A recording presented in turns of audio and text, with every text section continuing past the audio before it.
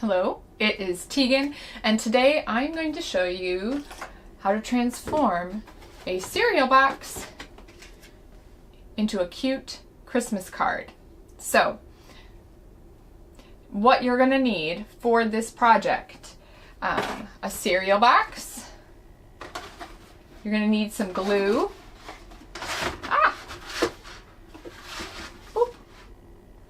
you're going to need, a cereal box, some glue. I also used, I used white glue and a glue stick, a stamp pad, some glitter, some scissors, a ruler and a pencil, or you could also use a rotary cutter and mat and ruler if you have those. Also, you could use, to finish off your project, you could use some envelopes and some stickers. Alright, let me show you how I did this. Alright, I'm going to show you how I made some Christmas cards out of cereal boxes. First thing you're going to want to do is just kind of cut down your cereal box to the big panel, or cracker box or whatever, to the biggest panel. And the next thing that I did is I glued this side with a glue stick all over. This is actually a jumbo glue stick. Just one moment, right. So I glued this side where there's the images and the printing from the company with a glue stick and covered it in wrapping paper that I just got at the dollar store. I didn't spend a lot of money. I feel like the thinner it is, actually, the easier it is to work with for this project. So I've already done that. Some tips.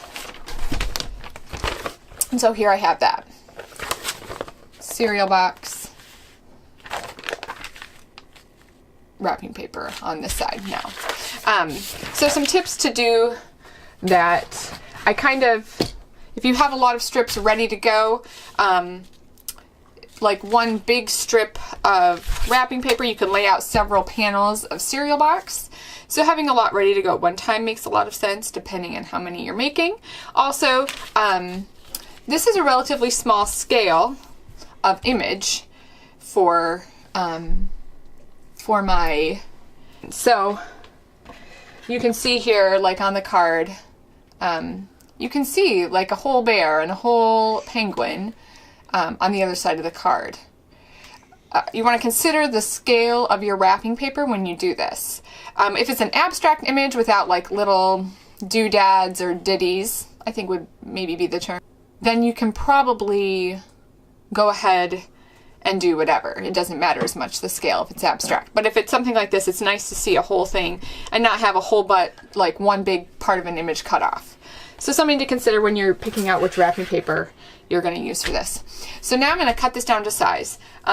What you're going to do is you're going to get your envelope and measure it. So I already know that this is about 6.5 by 3.5. And this is just a standard envelope that you can get a lot of for very cheap, which is nice. You can go fancier if you want. I just figured, why go fancy? I'm going to put a sticker on it at the end to make it a little bit more holiday. Or you could even stamp the outside. So I'm going to cut it down to size. And so one way you could do this is you could just measure out your box and then use a pencil and just measure it all out and then cut it with scissors.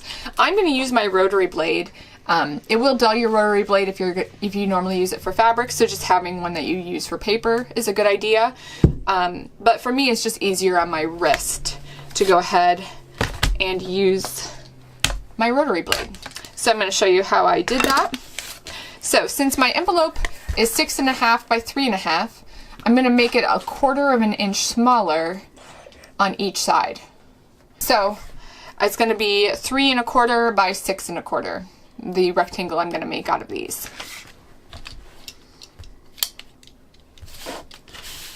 All right.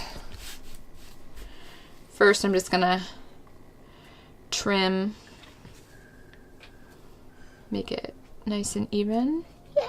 And actually, it doesn't have to be super even. It's not like you're doing precise patchwork here or anything. It's a Christmas card. Not the end of the world if it's not a perfect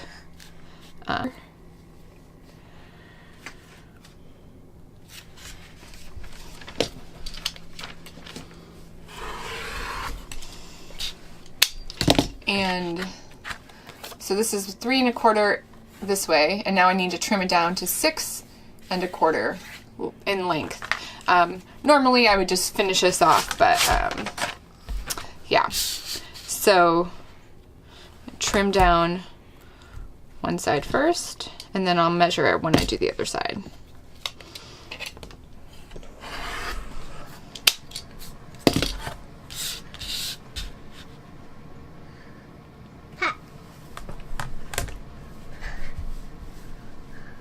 So this is 6 1/4 here.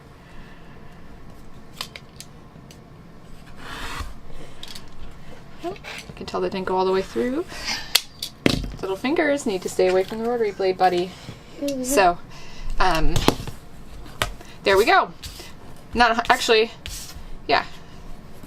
There we go. We have, this is 3 1/4 by 6 1/4. And you could definitely just do this with a pencil, mark it with a pencil and cut it with scissors as well. You do not need a rotary blade for this project, but I have one, so I made my life easier.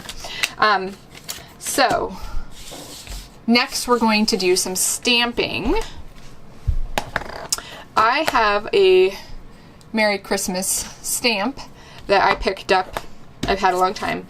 I picked it up on sale at one point. With stamps, you also want to think about the scale of your project, how big you're going to make it. Like this is a really nice size for what I want to do, but you may want something bigger or smaller depending on what type of cards you're making.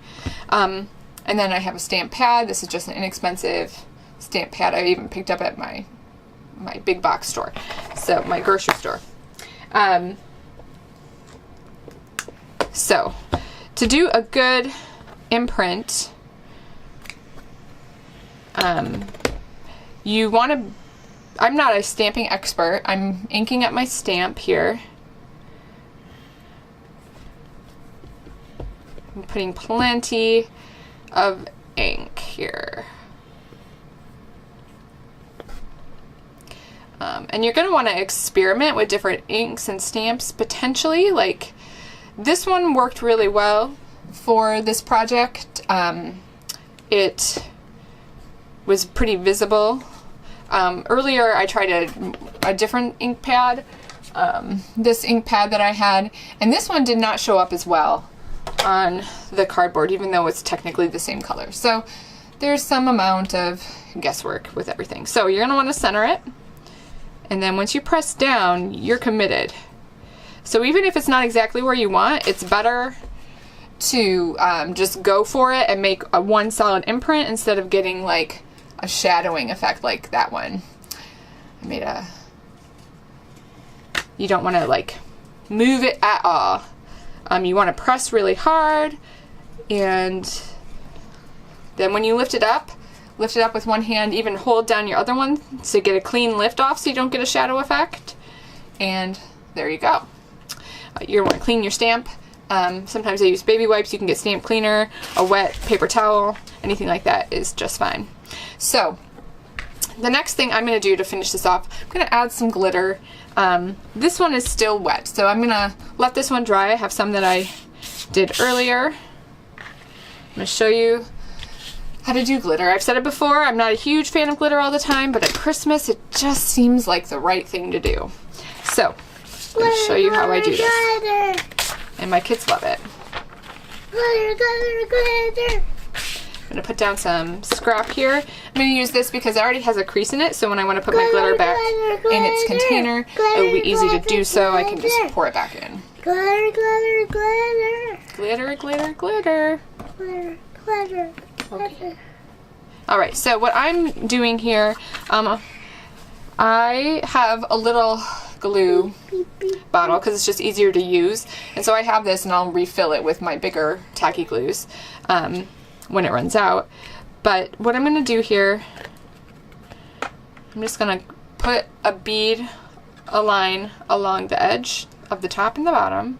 First the top, kind of doing one at a time, It's okay if it's not like perfect, because what I'm going to do now is I'm just going to take my finger, and I don't mind that it's uneven. If you wanted it to be like a perfect line or something, do something different. But this is how I'm doing it. And then, oop, I need that back. Thank you. Pouring my glitter on. Oh, please don't touch. Oh, buddy, please don't play with the glitter. It makes such a mess. Okay. So there's one side, and I'll do the bottom.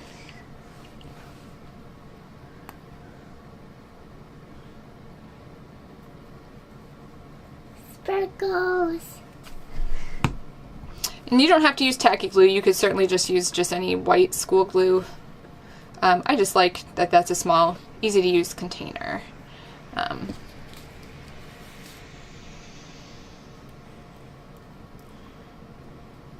Okay. I did try to do this with the glue stick as well, and it didn't work. Or it just didn't work very well for me. It didn't really leave enough glue to leave the effect I wanted with the glitter. But you could certainly mess around with just using a glue stick too if you want to keep your life easy and only have one type of adhesive for the project. So there you go. And it's ready to sign and put in your envelope. All right. I hope that tutorial was helpful. Obviously, you can customize this craft any way you want. You don't have to use glitter. You don't have to use wrapping paper. You don't even have to use a stamp. You could print off something on your computer and cut it out and glue it. Or even just write Merry Christmas or whatever, season's greeting, whatever you do. So anyway, I hope it was helpful. If you have any questions, feel free to leave them in the comments. Please subscribe and like this if you're enjoying my content, and I will see you next time.